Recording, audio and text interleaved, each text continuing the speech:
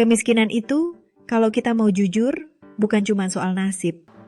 Banyak banget faktor lain yang terlibat, mulai dari pola pikir, kebiasaan, sampai lingkungan sekitar.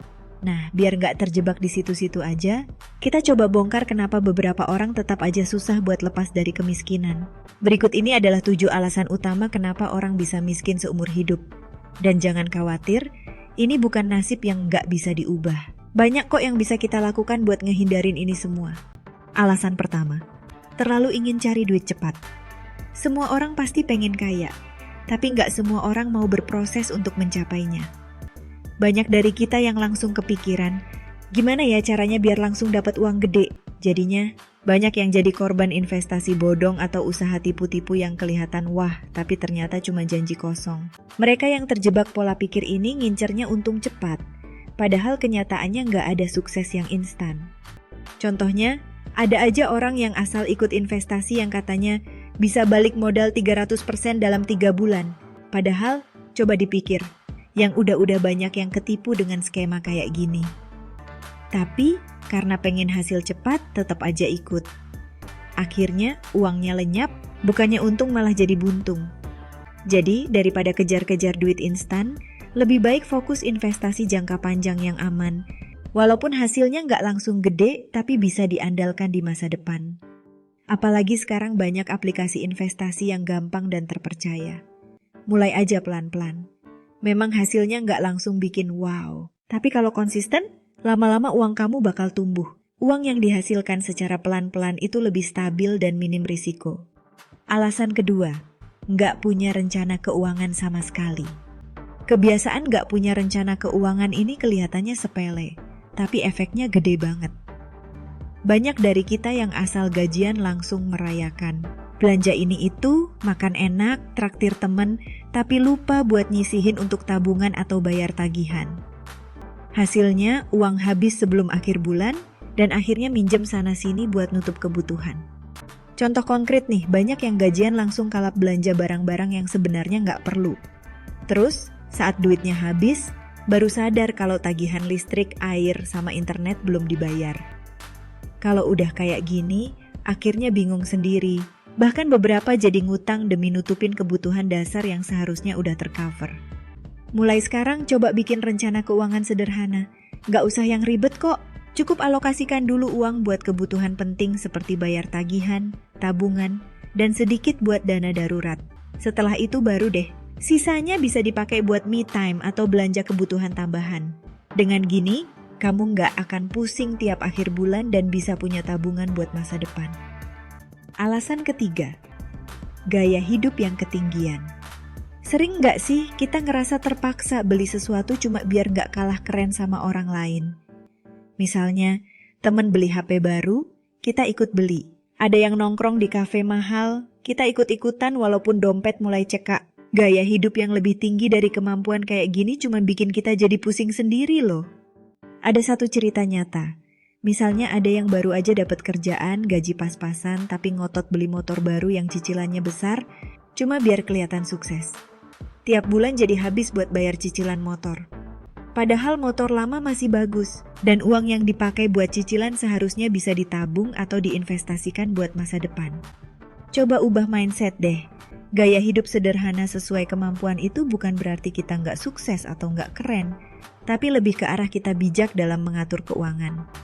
Sesekali nongkrong oke, beli barang mahal kalau memang perlu juga nggak masalah.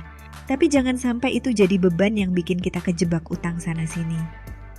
Fokus dulu ke hal-hal yang bikin hidup kita stabil, kayak nabung atau investasi. Gaya hidup bisa nyusul kalau udah siap. Alasan keempat, takut banget ambil risiko. Ada yang bilang, high risk, high return. Tapi di sisi lain, no risk, no reward. Banyak orang yang pengen punya uang lebih banyak, pengen maju, tapi takut buat ambil risiko. Padahal, selama risikonya diperhitungkan, kita bisa kok keluar dari zona nyaman tanpa harus was-was. Misalnya, ada peluang buat bisnis kecil-kecilan, tapi karena takut rugi, malah nggak jadi ambil kesempatan itu. Contoh, ada temen yang pengen banget jualan makanan ringan online. Modalnya kecil, bisa mulai dari rumah. Tapi karena takut nggak laku, idenya batal deh. Beberapa bulan kemudian, teman lain yang punya ide sama malah sukses jualan produk itu dan dapat untung lumayan. Padahal, kalau kita udah hitung risikonya dengan matang, mungkin aja hasilnya nggak seburuk yang kita bayangin. Mulai dari langkah kecil dulu, kayak jualan online di sekitar teman atau keluarga. Risiko emang selalu ada, tapi kalau nggak dicoba, kapan kita tahu hasilnya? Alasan kelima, hobi banget menunda-nunda. Sering banget kita dengar orang bilang, nanti aja deh, besok aja.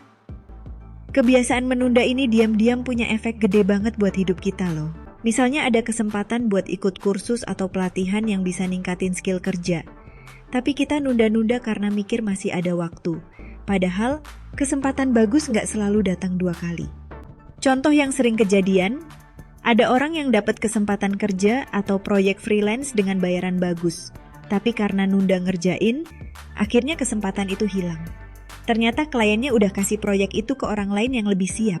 Nyesel? Pasti. Makanya, kalau ada kesempatan atau hal baik yang bisa kamu lakuin sekarang, mending langsung aja kerjain. Kita nggak pernah tahu kapan kesempatan itu bakal lewat. Nunda-nunda cuman bikin kita rugi waktu dan tenaga. Mulai aja, nggak usah nunggu kondisi sempurna. Alasan keenam, nggak mau belajar hal baru. Di era sekarang segala sesuatunya berubah cepet banget. Kalau kita males buat upgrade diri, ya siap-siap aja ketinggalan. Kalau nggak mau belajar hal baru, lama-lama kita bakal kalah saing sama orang lain. Contoh nyata, ada orang yang udah nyaman dengan satu jenis pekerjaan, misalnya jadi admin di kantor. Tapi, begitu ada sistem baru yang pakai teknologi lebih canggih, dia jadi kelabakan karena nggak ngerti sama sekali. Akhirnya, malah jadi beban di tempat kerja, dan kemungkinan besar posisi dia bakal tergantikan sama yang lebih update. Coba deh, mulai sekarang kita lebih terbuka buat belajar hal baru.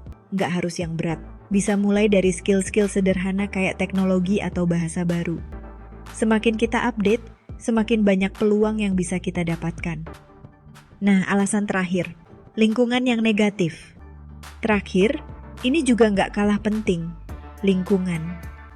Lingkungan kita sehari-hari tuh punya pengaruh besar banget buat pola pikir dan kebiasaan. Kalau teman-teman kita suka ngeluh, pesimis, dan gak suka berkembang, ya kita bisa ketularan. Lingkungan negatif bikin kita malas gerak dan lebih mudah nyerah. Misalnya kamu pengen mulai bisnis sampingan, tapi teman-teman bilang, udahlah gak usah ribet, bisnis itu susah. Lama-lama kamu jadi ikutan males buat mulai. Padahal mungkin aja kamu punya potensi buat sukses di situ. Tapi karena lingkungan yang gak suportif, kamu jadi kehalang buat berkembang. Coba cari lingkungan atau komunitas yang positif, yang punya semangat buat maju dan mendukung satu sama lain.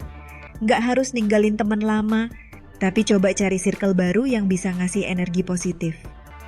Dengan lingkungan yang suportif, kamu bakal lebih termotivasi buat sukses. Nah jadi teman-teman, setelah kita tahu 7 alasan kenapa banyak orang masih terjebak di siklus kemiskinan, sebenarnya intinya sederhana.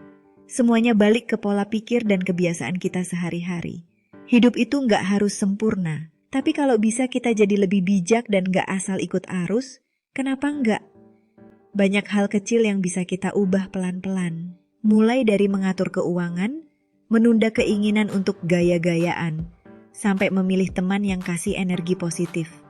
Ingat, kaya atau enggaknya seseorang enggak melulu soal seberapa besar gajinya, tapi lebih ke gimana cara dia menghargai setiap rupiah yang dimiliki. Jadi, yuk mulai ambil langkah kecil buat hidup yang lebih baik. Pelan-pelan, tapi pasti kamu bakal ngerasain bedanya. Gimana? Siap buat bangkit dan keluar dari lingkaran kemiskinan? Oke teman-teman, terima kasih untuk kamu yang udah nonton sampai akhir. See you di next video.